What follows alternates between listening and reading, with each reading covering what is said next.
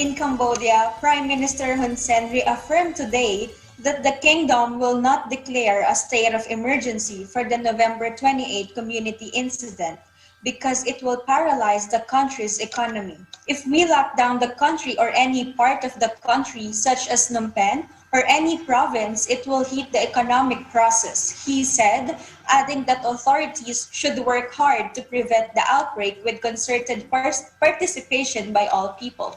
If the law be enforced, the government would have the right to impose several measures, including the prohibition or restriction of freedom of movement, right to freedom of gathering of people and work or occupation.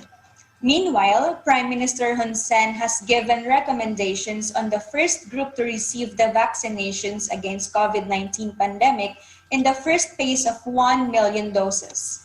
In a voice clip Monday night, Mr. Hun Sen said, medical staff is the high-risk group to get the COVID-19 vaccine first, followed by teachers, armed forces, prison officers, justice officers, and the students, both public and private universities and at vocational schools, construction workers, and other workers could be the targets in the next phase in which 2 to 3 million doses will be purchased.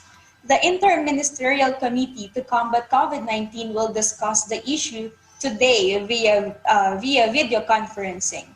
This evening, the Prime Minister announced to set aside some budget to buy 1 million doses of COVID-19 vaccines for the first stage to provide for the higher risk and risk groups free of charge.